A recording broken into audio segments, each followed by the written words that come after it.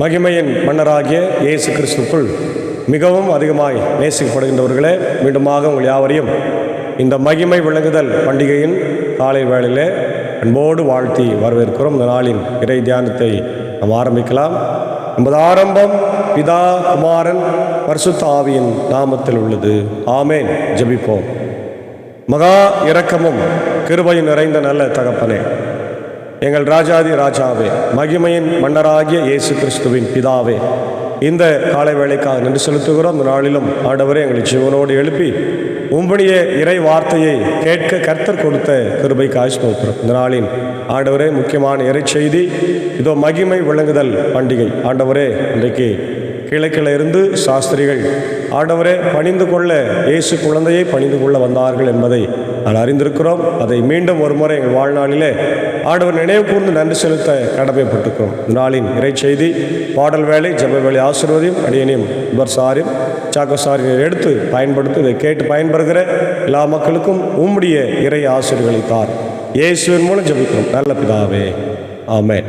காலை வேளையில் நாம் 197வது பாடலாகிய களிப்புடன் சாஸ்திரிகள் மீன்வெள்ளியை கண்டார்கள் என்கின்ற பாடலை நாம் பாடி இந்த நாளின் மகிமை விளங்குதல் பண்டிகை நாம் கொண்டாடுவோம். 197வது ஞான பாடல்.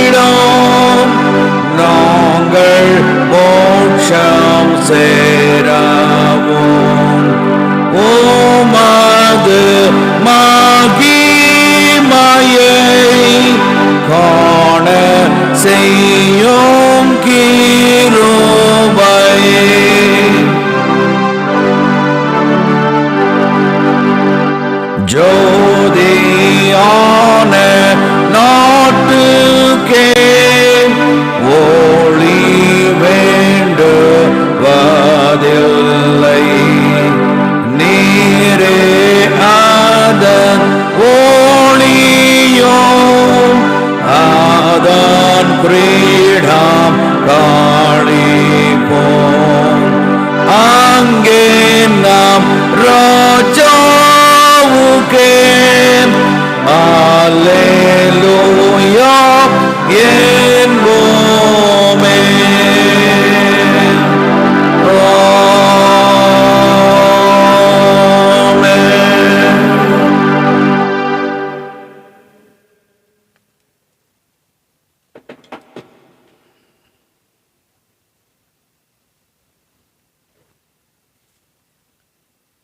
மகிமையின் மன்னராகிய இயேசு கிறிஸ்துக்குள்ளாக மிகவும் அதிகமாய் நேசிக்கப்படுகின்ற அன்பான உடன் விசுவாசிகளே, திருச்சபையின் மக்களே, உங்கள் யாவரையும் இறைமைந்தன் இயேசுவின் திருப்பெயரிலே இந்த மகிழ்ச்சியான காலை வேளையிலே அன்போடு வாழ்த்தி வரவேற்கிறோம். குறிப்பாக இந்த நாள் மகிமை விளங்குதல் பண்டிகை என்று நாம் கொண்டாடி கொண்டிருக்கிறோம். இந்த நாளிலே கர்த்தருடைய இறை வார்த்தையை பகிர்வதில் மிகுந்த மகிழ்ச்சி அடைகிறேன். இந்த நாளிலும் நாம் தியானிக்கும்படியாக கொடுத்திருக்கிற திருமறை பகுதி அது மத்தேயு எழுதின சுவிசேஷம் 2ஆம் அதிகாரம் 1 முதல் 12 வசனங்களிலே இருக்கின்ற இறை வார்த்தைகள். இந்த பகுதி எல்லாமே நமக்கு தெரிந்த பகுதிதான். அன்பான தேவனுடைய பிள்ளைகளே, குறிப்பாய் 12ஆம் வசனத்தை நான் எடுத்து வாசிக்க நினைக்கின்றேன். அங்கே நின்ற விண்மீனை கண்டதும் அவர்கள் மட்டிலா பெருமகிழ்ச்சி அடைந்தார்கள். வீட்டிற்குள் அவர்கள் போய் குழந்தையை அதன் தாய் மரியா வைத்திருப்பதை கண்டார்கள். நெடுஞ்சான் கிடையாய் விழுந்து குழந்தையை வணங்கினார்கள். தங்கள் பேழைகளை திறந்து பொன்னும் சாம்பிராணியும் வெள்ளை போலமும் காணிக்கையாய் கொடுத்தார்கள். ஏரோதிடம் திரும்பி போக வேண்டாம் என்று கனவில் அவர்கள் எச்சரிக்கப்பட்டதால் வேறு வழியாய் தங்கள் நாடு திரும்பினார்கள் என்பதே. அன்பான தேவனுடைய பிள்ளைகளே, கிறிஸ்துமஸை கொண்டாடி முடித்திருக்கிற நாம் கிறிஸ்துமஸ் முடிந்து விட்டதா என்ற கேள்விக்கு பதில் இல்லை என்றுதான் அர்த்தம். அது இந்த மகிமை விளங்குதல் காலம் முழுவதுமாய் ஏறக்குறைய ஜனவரி மாதம் முழுவதுமாய் நமக்கு தொடர்ந்து கொண்டே இருக்கும். அதுதான் திருச்சபை ஆண்டு கேலண்டரில் நமக்கு கொடுக்கப்பட்ட ஒரு மிக முக்கியமான காரியம். நம்முடைய திருச்சபை ஆண்டு கேலண்டர் நமக்கு கிறிஸ்து அரசர் பெருவிழாவோடு முடிவடைந்து கிறிஸ்து வருகையின் ஞாயிற்றுக்கிழமையில் ஆரம்பிக்கிறது. கிறிஸ்து வருகையின் ஞாயிற்றுக்கிழமை பொதுவாக நவம்பர் லாஸ்ட்லேயோ அல்லது டிசம்பர் ஃபர்ஸ்ட் வீக்கோ ஆரம்பிக்கும். அதிலிருந்து நமக்கு ஜூன் மாதம் வரையில் ஏறக்குறைய 6 மாதங்கள் திருத்துவ ஞாயிறு வரையில் நமக்கு பண்டிகை நாட்கள். கிறிஸ்மஸ், நியூ இயர், மகிமை விளங்குதல் பண்டிகை, மகிமை விளங்குதல் பண்டிகையினுடைய முதல் ஞாயிறு, 2ஆம் ஞாயிறு, 3ஆம் ஞாயிறு, 4ஆம் ஞாயிறு, அதுக்கப்புறம் ஏசாண்டவருடைய ஞான ஸ்நானம், ஏசாண்டவருடைய சோதனை, சாம்பல் புதன்கிழமை, ஒவ்வொரு வெள்ளிக்கிழமை நம்ம ஆலயத்துக்கு போய் ஆண்டவரை தொழுகை செய்கிற அந்த லென்த் சீசன், அதுக்கப்புறம் வருகின்ற பெரிய வியாழன், பெரிய வெள்ளி, ஈஸ்டர், இந்த பெருவிழாக்களை முடித்த பிறகு நம்ம பெந்தேகோஸ்தே ஞாயிறு, அப்புறம் திருத்துவ ஞாயிறு. இதுக்கப்புறம் நம்ம வருகிற 6 மாதங்கள் பண்டிகை இல்லாத மாதங்கள். அதை நம்ம சபைக்கு ஏற்ற மாதிரி நம்ம என்ன செய்கிறோம்? ஹார்வெஸ்ட் ஃபெஸ்டிவல், அறுப்பின் ஸ்தோத்திர பண்டிகை, அந்த மாதிரி நம்ம கொண்டாடி கொள்ளுகிறோம். இதுதான் திருச்சபை ஆண்டு நமக்கு ரொட்டீனாக வடிவமைக்கப்பட்டது. இப்போ இந்த நாளிலும் நமக்கு கொடுத்திருக்கிற நாள் புறஜாதியார் கிறிஸ்மஸ், ஜென்டைல் கிறிஸ்மஸ் என்று சொல்லப்படுகின்ற ஒரு நாள். அப்போ டிசம்பர் 25ஆம் தேதி என்ன கிறிஸ்மஸ்? அதுவும் கிறிஸ்மஸ் தான், அதுவும் எல்லாருக்கும் கிறிஸ்மஸ் தான். இன்னைக்கு என்ன ஸ்பெஷல்னா, வெளிநாட்டு மக்கள் இயேசுவை பணிந்து கொண்டார்கள். அன்னைக்கு உள்ளூரில் இருக்கிற, எங்கேயோ தூரத்தில் இருக்கிற, காட்டில் மேட்டில் இருட்டில் இருக்கிற மெய்ப்பர்களுக்கு நற்செய்தி அறிவிக்கப்பட்டது. அவர்கள் ஓடோடி இயேசு குழந்தையை பணிந்து கொண்டார்கள். தங்களுடைய முடிந்த அளவு காணிக்கைகளை படைத்தார்கள். ஒருவேளை ஏழைகள் வந்திருக்கலாம், அதுக்கப்புறம் பணக்காரர்கள் வந்திருக்கலாம், செல்வ சீமான்கள், சீமாட்டிகள், அரசர்கள் கூட போயிருக்கலாம். ஆனால் அதையெல்லாம் பதிவு செய்யாத சுவிசேஷகர்கள் சாஸ்திரிகள் வந்ததை மாத்திரம் மிக தெளிவாக இங்கே மத்தேயு பதிவு செய்திருக்கிறார். அதுதான் நம்முடைய கிறிஸ்து பிறப்பில் குடிலில் கூட மரியாள், யோசேப்பு, குழந்தை இயேசு, தேவ தூதர்கள், அதே போல குடிலில் ஆடு மாடு இல்லையா, மெய்ப்பர்கள், வானசாஸ்திரிகள்லாம் இருக்கிறாங்க. ஆனால் உண்மையாக நடந்தது என்ன வரலாற்றில்னு சொன்னால், வானசாஸ்திரிகள் இயேசு பிறந்த பொழுது பெத்லகேமுக்கு வரல. அதான் உண்மை. அவர்கள் அந்த குழந்தையை மாட்டு தொழுவத்தில் பார்க்கவில்லை. They didn't saw the baby Jesus in the manger, but they saw and worshipped after very long years, 2 years after the birth of Jesus. இயேசு குழந்தை பிறந்த பிறகு 2 வருடம் கழித்துதான் அவர்கள் வராங்க. அப்போ லேட்டாக வராங்கன்னா இல்லை, இயேசு ஆண்டவர் பிறப்பதற்கு முன்னாடியே வானத்தில் நட்சத்திரத்தை கண்டு அதை ஆராய்ந்து பார்த்து இது ஒரு மிகப்பெரிய உன்னதமான ஒரு குழந்தை பிறக்க போகுது அப்படின்னு தெரிஞ்சு அவர்கள் ஆயத்தமாகி அவர்கள் பயணிக்க புறப்பட்டு விட்டார்கள். ஆனால் பயணத்தில் ஏற்பட்ட சிக்கல்கள், தடைகள், பிரச்சனைகள் இல்லையா, அதெல்லாத்தையும் கடந்து தான் அவங்க இயேசு குழந்தையை பார்த்தாங்க. அப்போ அதுக்கு 2 வருஷம் ஆயிடுச்சு இல்லையா. அவங்க கிழக்கிலிருந்து வந்தாங்க, வான சாஸ்திரிகள், வானவில் அறிஞர்கள் அல்லது சயின்டிஸ்ட் என்று நாம் பார்க்கின்றோம். இவர்கள் தங்களுடைய விடாமுயற்சியை இல்லையா அவங்க இந்த இடத்துல காண்பிக்கிறார்கள். பெர்சீவரன்ஸ் என்று நம்ம சொல்லுவோம். பெர்சீவரன்ஸ், விடாமுயற்சி. நிறைய பேர் நம்ம இந்த வருஷத்தில் நான் ஒழுங்காக வாக்கிங் போவேன், ஒழுங்காக ஜிம்முக்கு போவேன், ஒழுங்காக நல்லா டயட் எடுப்பேன், நல்லா ஆலயத்துக்கு போவேன், காணிக்கை கொடுப்பேன், நிறைய ரெசல்யூஷன் எடுப்போம். ஆனால் எதுவுமே 1 மாதம் 2 மாதத்துக்கு மேலே செய்ய முடியாமல் போயிடும். ஆனால் இங்கே இந்த வான சாஸ்திரிகள் புறப்பட்ட நாளிலிருந்து விடாமுயற்சியோடு, ஒருவேளை வழியில் என்னென்ன பிரச்சனை வந்திருக்கும் இன்றைக்கி நம்ம பார்க்கும்போது அவங்க ஒட்டகத்திலே குதிரை மேலே தான் வந்திருக்கணும் இல்லையா. வழியில் நிறைய கல்வர்கள் வந்திருக்கலாம், காடு மேடில் வரும்போது விலங்குகள் தாக்கியிருக்கலாம், திருடர்கள் தாக்கியிருக்கலாம், ஒருவேளை வியாதிகள் வந்திருக்கலாம், சாப்பாடு, பசி இல்லையா, குளிர், வெயில், மழை எல்லாவற்றையும் பொருட்படுத்தாமல் எல்லாவற்றையும் தாங்கி இந்த குழந்தையை பார்த்தே தீர வேண்டும் என்று சொல்லி வந்தார்கள். இது எதை காண்பிக்கிறது? நம்முடைய வாழ்க்கையில் எல்லா கஷ்டங்களையும் தாண்டி, எல்லா பிரச்சனைகளையும் தாண்டி, எல்லா சோதனைகளையும் தாண்டி நாம் ஆண்டவரை தொழுகை செய்ய வர வேண்டும், அவரை தேட வேண்டும். அல்லேலூயா, பிரைஸ் தி லார்ட்.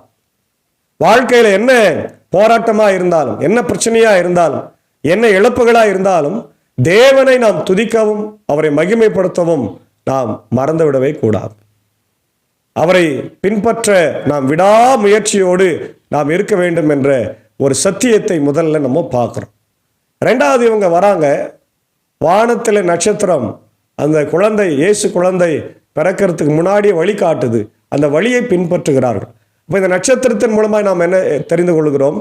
கடவுள் நினைத்தால் இயற்கையின் வழியாகவும் மனுக்குலத்தை வழி நடத்தலாம். God speaks through the nature. God speaks through the nature because God controlling the nature. The nature in the hands of God. The history, the geography இல்லையா, எல்லாமே கடவுளுடைய கரத்தில் இருக்கிறது. காலமும் நேரமும் அவருடைய கரத்தில் இருக்கிறது என்பதை நம்ம புரிந்து கொள்ள முடிகிறது. அப்போ இயற்கையே அந்த மனிதர்களுக்கு வழிகாட்டிய வராங்க. ஆனால் ஒரு சின்ன மிஸ்டேக் பண்ணுறாங்க. என்னன்னாக்கா, இது எல்லாரும் பண்ணுற மிஸ்டேக் தான். கொஞ்சம் அதீத நம்பிக்கையோடு என்ன பண்ணுறாங்க, இயேசு குழந்தை அரசர் தானே, அவர் பேரரசர், அரசர் எங்கே பிறப்பாரு, அரண்மனையில் பிறப்பாருன்னு சொல்லி அங்கே போயிடுறாங்க. அப்போ ஏரோது பாருங்க, ரொம்ப கோவப்படுறான். ஏரோது அரசன் காலத்தில் யூதேயாவில் உள்ள பெத்லகேமிலே இயேசு பிறந்தார். அப்போது கிழக்கிலிருந்து ஞானிகள் எருசலேமுக்கு வந்து, யூதர்களின் அரசராக பிறந்திருக்கிறவர் எங்கே, அவரது விண்மீன் எழ கண்டோம், அவரை வணங்க வந்திருக்கிறோம் என்றார்கள். நேரா அதீத நம்பிக்கையினால அரண்மனைக்கு போயிட்டாங்க. இப்போ இதை கேட்ட அந்த ஏரோது இல்லையா, அவனே அரசனா இருக்கிறான், சின்ன சிற்றரசன். ரோமர்கள் காலத்தில் அவன் ஆட்சி செய்து கொண்டிருக்கிறான், கப்பங்கட்டி கொண்டிருக்கிறான். அவனை பதவியில் இருந்து விளக்கிறதுக்கு ஒரு அரசன் வந்துட்டாரா அப்படின்ற ஒரு எண்ணம் கேட்டது உடனே அவனுடைய இருதயம் கலங்கியது. அவனோடு எருசலேம் முழுவதும் கலங்கிற்று என்று பார்க்கிறோம். அப்போ அவன் எல்லாரையும் கூப்பிடுறான். அவனுடைய அந்த அரண்மனையில் இருக்கிற தலைமை குருக்கள், மக்களிடையே இருந்த மறைநூல் அறிஞர்கள் எல்லாரையும் ஒன்று கூட்டி, மேசியா எங்கே பிறப்பான்னு சொல்லுங்கப்பா அப்படின்னு கேட்குறார். அப்போ அவங்க சொல்கிறாங்க, யூதாவில் உள்ள பெத்லகேமில் அவர் பிறக்க வேண்டும். ஏனெனில் யூதா நாட்டு பெத்லகேமே, யூதாவின் ஆட்சி மையங்களில் நீ சிறியதே இல்லை. ஏனெனில் என் மக்களாகிய இஸ்ரவேலை ஆயரென ஆள்பவர் ஒருவர் உன்னிலிருந்தே தோன்றுவார் என்று இறைவாக்கினர்கள் எழுதியுள்ளார்கள் என்று ஏசாயா 7ஆம் அதிகாரம், ஏசாயா 9ஆம் அதிகாரம், மீகா 5:2 சொல்லப்பட்டதை இவங்க தெளிவாக சொன்ன உடனே அவருக்கு இன்னும் கை கால் உதறிது. ஏற்கனவே விண்மீன் வந்துச்சு. இவங்க சாஸ்திரிகள் வந்து நம்ம நினைக்கிறோம் பொண்ணு வெள்ளை போல தூப வர்க்கத்தை வச்சதுனால 3 பேர் தான் வந்தாங்க. இல்லை, நூற்றுக்கணக்கான சாஸ்திரிகள் வந்தார்கள் என்று சொல்லப்படுகிறார். Hundreds of Magis. இங்கிலீஷில் Magis visit to Jesus, baby Jesus. அப்போது ஹண்ட்ரட்ஸ் ஆஃப் மேகிஸ், நிறைய பேர், 100க்கும் மேலே, 100ன்னு சொல்ல 100க்கும் மேலே. இதை பார்த்து அவன் கலைஞரான். சரி, அவன் சொல்கிறான், நீங்கள் போய் இயேசு குழந்தையை பணிந்து கொண்டு வந்து அவர் இருக்கிற இடத்தை எடுக்க சொல்லுங்க, நான் என்ன பண்ணுறேன், பணிந்து கொள்ளுகிறேன் என்று சொல்லி நயவஞ்சகமாய் பேசி அவர்களை அனுப்புகிறான். உடனே அவங்க தவறு செய்து விட்டோம், தவறான இடத்துக்கு வந்துட்டோம்னு சொல்லி அவங்க வெளியே வராங்க. அப்போ நட்சத்திரம் அங்கே தான் இருக்குது. நட்சத்திரம் இருந்த இடம் வேறு திசையில் இருக்குது, இவங்க வந்தது திசை வேறு, அது வேற ஒரு பக்கம், மேற்கு பக்கம் போகுது. உடனே நட்சத்திரம் நமக்கு சரியாக தான் வழிகாட்டி இருக்குது, நம்ம தவறாக வந்துட்டோன்னு சொல்லி சில நேரத்தில் மனித தவறுகள், ஹியூமன் எரர்ஸ் நடக்குது இல்லையா, அதே போல் இந்த சாஸ்திரிகள் செஞ்சாங்க. அதுக்கப்புறம் அந்த நட்சத்திரம் அவங்களுக்கு வழிகாட்டி பெத்லஹேமில் ஒரு சின்ன வீட்டில் போய் நிற்குது. அங்கே ஆண்டவர் இருக்கிறாரு, அவரை பணிந்து கொண்டார்கள் இல்லையா. அப்போது நேராக அவங்க போய் பாருங்க, அரசன் சொன்னதை கேட்டு அவர்கள் புறப்பட்டு போனார். இதோ முன்பு எழுந்த விண்மீன் தோன்றியது, குழந்தை இருந்த இடத்திற்கு மேல் வந்து நிற்கும் வரை, அந்த வீட்டுக்கு மேலே நிற்கும் வரை அவங்களுக்கு வழிகாட்டியது. அதனால தான் நம்ம கிறிஸ்மஸ் காலங்களில் ஸ்டார் கட்டுறதுக்கு நோக்கமே என்ன, இயேசு என் வீட்டிலே பிறந்துக்கிறார் இல்லையா. உண்மையாகவே அவர் நம்ம வீட்டில் பிறந்துக்கிறாரா, நம்ம உள்ளத்தில் பிறந்துக்கிறாரான்றதை நம்ம தான் யோசிக்கணும். இன்னைக்கு உண்மையாக பிறந்து கொண்டிருக்கிறாரா? கிறிஸ்மஸ் அன்னைக்கு மட்டும் பிறந்துட்டாருன்னு புத்தாடை அணிந்து ஆலயத்துக்கு போய் பிரியாணி சாப்பிட்டுட்டு கேக் சாப்பிட்றது இல்லை. உண்மையாகவே தினம் தினம் அவரை நாம் நெஞ்சிலே சுமக்க வேண்டும், இருதயத்தில் சுமந்து அவரை இந்த உலகத்திற்கு நாம் வெளிக்காட்ட வேண்டும், தேவனுடைய பிள்ளைகளை இல்லையா. அதுதான் நீங்கள் நம்ம ஒரு 2வது புரிந்து கொள்கிறோம். அப்போ இவங்க தேடி போகிறாங்க, ஆண்டவரை தேடி போய் பணிந்து கொண்டார்கள். பாருங்க, அவர்கள் விண்மீனை கண்டதும் அவர்கள் மட்டிலா பெருமகிழ்ச்சி அடைந்து அந்த வீட்டிற்குள் போய் குழந்தையை அதன் தாய் மரியா வைத்திருப்பதை கண்டார்கள். நெடுஞ்சான் கிடையாய், அதாவது அப்படியே கீழே சாஷ்டாங்கமாய் விழுந்து இயேசு குழந்தையை பணிந்து கொண்டார்கள். பணிந்து கொண்டது மட்டுமல்ல, அவங்க இந்த 2 வருஷமா போராடி காப்பாற்றி கொண்டு வந்த பரிசு பொருட்களை, கிஃப்ட்ஸ், காணிக்கையை செலுத்துகிறார். என்ன, பொண்ணு, தூப வர்க்கம், வெள்ளை போல. பொண்ணுனா தங்கம், இன்னைக்கு தங்கம் பாருங்க எவ்வளோ விலை, அன்னைக்கும் அது மிக முக்கியமான ஒரு பொருளாக இருக்கும். இதுக்கு ஒவ்வொன்றுத்துக்கும் ஒரு அர்த்தம் இருக்குது. பொண்ணு வந்து இயேசு ஆண்டவரை அரசன் என்று சொல்லுது. இந்த உலகத்தின் அரசர். உலகத்தின் அரசர் என்றால் மக்களை ஆளுபவர் அல்ல, மக்களின் உள்ளங்களை ஆளுபவர். யூத ராஜசிங்கம் என்று நாம் சொல்கிறோம் இல்லையா. அதே போல எனக்கு இயேசு ராஜா என்னை ஆளும் நேசா என்று பாடுறோம். அதுபோல ஆண்டவர் நம்மை ஆளுகிறவராய் இருக்கிறார் என்பதில் எந்த சந்தேகமும் இல்லை என்பதை நாம் பார்க்கிறோம். அப்போ ஆண்டவர் அரசனா இருக்கிறார் என்பதற்கு இந்த தங்கம் நமக்கு சாட்சியா இருக்கிறது. 2வது, அவர் சாம்பிராணி, அதாவது தூப வர்க்கம் என்று சொல்வார்கள். தூப வர்க்கம் இயேசுவை ஆசாரியன் என்று காண்பிக்கிறது. நமக்காய் பரிந்து பேசுகிற ஆசாரியன், நமக்காய் ஜபிக்கிற ஆசாரியன். அதனால தான் இன்னைக்கு கூட நீங்கள் கத்தோலிக்க திருச்சபையில் போய் பார்த்தீங்கன்னா அந்த ஆல்டர் பாய்ஸ் இன்னைக்கும் அந்த சாம்பிராணியை வச்சு இப்படி ஆட்டிகிட்டே இருப்பாங்க இல்லையா. 3வது, வெள்ளைப்போளம். வெள்ளைப்போளம் என்பது ஒரு பிசின், ஒரு மரத்திலிருந்து எடுக்கப்படுகிற ஒரு சென்ட், விலை உயர்ந்த சென்ட்டை குறிக்கிறது. அது எதை குறிக்கிறதுனா, கிறிஸ்து இயேசு எனக்காய் மரிக்க போகிறார் இல்லையா, அவருக்கு இந்த சென்டெல்லாம் பூச போகிறாங்க அப்படின்றத ஒரு மறைமுகமாக காண்பிக்கின்ற ஒரு காரியங்களாக இருக்கிறது. அப்போ இவங்க வராங்க. அதுக்கப்புறம் ஏரோதுகிட்ட போகிறதுக்கு வரும்போது தேவ தூதர்களாலே எச்சரிக்கப்படுறாங்க. பாருங்க, ஏரோதரும் திரும்பி போக வேண்டாம் என்று கனவில் அவர்கள் எச்சரிக்கப்பட்டார். அப்போ சொன்ன உடனே ஏரோதுக்கு செவி கொடுக்கிறதா இல்லையா, கடவுள் வார்த்தைக்கு செவி கொடுக்கிறதா பாருங்க. கடவுள் யாருன்னே தெரியாது, எங்கிருந்தா வந்தவங்க, கிழக்கிலிருந்து வந்தாங்க. சிலர் சொல்கிறாங்க, இதில் சிலர் இந்தியாவிலிருந்து வந்தாங்க, சிலர் வந்து சைனாவில், ரஷ்யாவில், ஈரான், ஈராக்கிலிருந்தெல்லாம் வந்தாங்கன்னு சொல்கிறாங்க. எல்லா இடத்துல கூட வந்திருக்கலாம், சொல்ல முடியாது. ஆனால் இவங்க கடவுளை நேரடியாக அறிந்து கொண்டது இல்லை. ஆனால் பார்த்த மாத்திரத்தில் கடவுள் தேவ தூதர்கள் வழியாக அவங்களுக்கு சொன்ன அந்த வார்த்தையை அவர்கள் ஏற்றுக்கொண்டு கீழ்ப்படிந்தார்கள். They accept the word of God and obey. இன்னைக்கு நம்ம என்ன செய்கிறோம்? வசனத்தை ஒவ்வொரு நாளும் கேட்குறோம், படிக்கிறோம், கீழ்ப்படுகிறோமா, ஏற்றுக்கொள்ளுகிறோமா, நம்முடைய வாழ்க்கையில் அபியாசப்படுத்துகிறோமா? இந்த நம்முடைய பிள்ளைகளை இந்த கிறிஸ்து மகிமை விளங்குதல் பண்டிகையில் நீங்கள் நினைத்து பார்க்க வேண்டும் என்று நான் கேட்டுக்கொள்கின்றேன். அடுத்தது அவர் சொல்கிறாரு, நீங்கள் வேறு வழியாக திரும்பி போங்க இல்லையா. அப்போ கிறிஸ்துவக்கிட்ட வந்தவங்க எப்படி வருவாங்கன்னா, பழைய வாழ்க்கையை மாதிரி இருக்க மாட்டாங்க. 2 கொரிந்தியர் 5:17 பவுல் சொல்கிற மாதிரி நீங்கள் என்ன பண்ணுங்க, ஒருவன் கிறிஸ்துவுக்குள் இருந்தால் புது சிருஷ்டியாக இருக்கிறான், பழையவைகள் எல்லாம் ஒளிந்து போயின. அல்லேலூயா. அப்போ நம்ம ஆண்டவர்கிட்ட வந்துட்டு அவரை பணிந்து திரும்பி போகும்போது எப்படி போகணுமா? புதிய மனிதர்களாய், புதிய படைப்புகளாய் போகணும். இதனால தான் இன்னைக்குரிய பழைய ஏற்பாட்டு வாக்கியம் பார்த்தீங்கன்னா 60வது சங்கீதம், 60 ஏசாயா 60 என்ன சொல்லுது? எழும்பி பிரகாசி, உன் ஒளி வந்தது, கர்த்தரின் மகிமை உன்மேல் உதித்தது. அவர் உன்மேல சூரியனாய் உதிக்க போகிறார். நீ அவர்கிட்ட இந்த ஒளியை வாங்கணும். இன்னைக்கு நிலா இருக்குது, நிலாவுக்கு சக்தி கிடையாது, அது சூரியனிலிருந்து சக்தியை பெற்று அது ஜொலிக்கிறது. அது போல நம்முடைய வாழ்க்கையில நாமும் சூரியனாகிய இயேசுவை நாம் பெற்றிருக்கிறோம். அவரிலிருந்து மகிமையை பெற்று மத்தேயு 5:13-16 நம்ம பார்க்குறோம். இந்த உலகத்துக்கு உப்பு நீங்களே, உலகத்துக்கு வெளிச்சம் நீங்களே, இந்த உலகத்துக்கு வழி நீங்களே என்று ஆண்டவர் சொல்றார் இல்லையா? அந்த வார்த்தைகளின் படி நாம் நடக்க கர்த்தர் நமக்கு உதவி செய்வார். ஆகவே இந்த மகிமை விழுந்தல் பண்டிகையில நாம் எல்லாரும் ஆண்டவரை பணிந்து கொள்வோம். வான சாஸ்திரிகளும் பல்வேறு ஜாதி மக்களும் ஆண்டவரை பணிந்து கொண்டார்கள். அப்போ ஆண்டவர் ஒரு குறிப்பிட்ட ஜாதிக்காக, யூதர்களுக்காகவோ அல்லது கிறிஸ்தவர்களுக்காக பிறந்தவர் அல்ல, உலக மக்களுக்காக. The God Jesus Christ is born for all the people in the world. ஹல்லேலூயா. ஆம் பிரியமானவர்கள், தேவனுடைய பிள்ளைகளே, அப்படிப்பட்ட இறை வார்த்தை நாம் பெற்றுக்கொண்டு வாழ தூய ஆவியானவர் நம்மை வழி நடத்தி காப்பாராக. ஆமேன். ஜெபம் செய்வோம். மகிமையின் மன்னராகிய இயேசு கிறிஸ்துவே, எங்களுக்காக இந்த உலகத்தில் இறங்கி மாட்டு கொட்டிலே பிறந்து ஆண்டவரே இன்றைக்கு மகிமையின் மன்னராகி இதோ வான சாஸ்திரிகள் ஆண்டவரை கிழக்கிலிருந்து உம்மை பணிந்து கொண்டதை நினைவு கூறும்படியாய் இந்த மகிமை விளங்குதல் பண்டிகையில் ஆண்டவரே நாங்கள் கொண்டாடி கொண்டிருக்கிறோம்.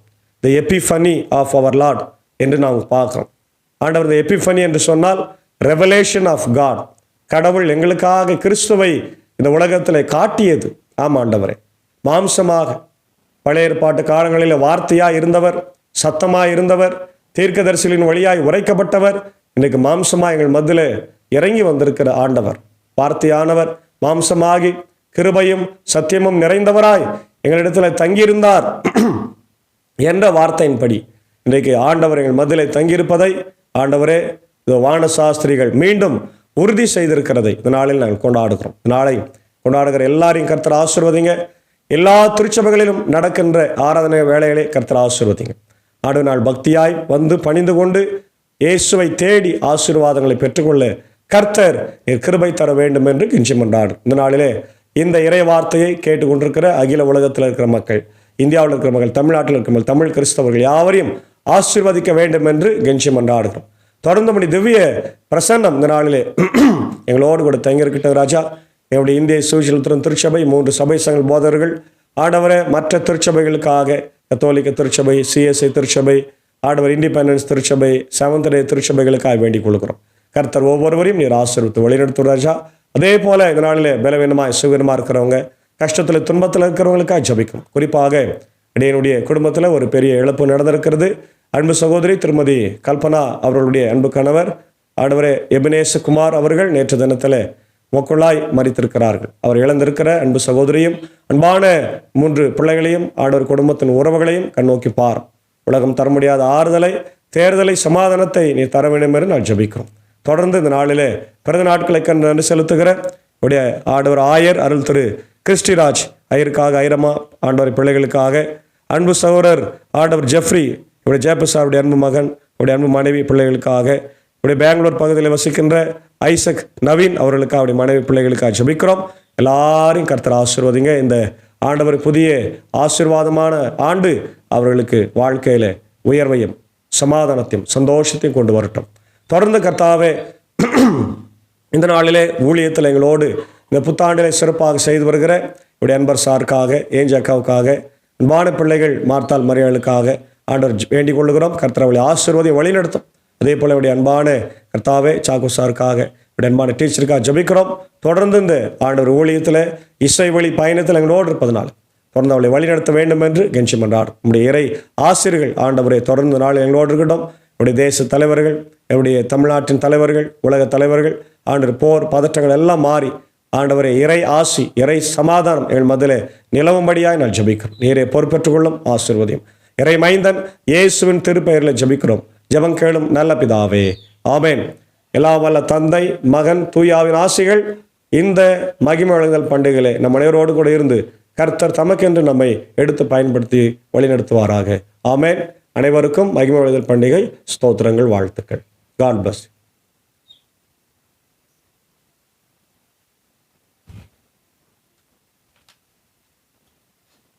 Este es el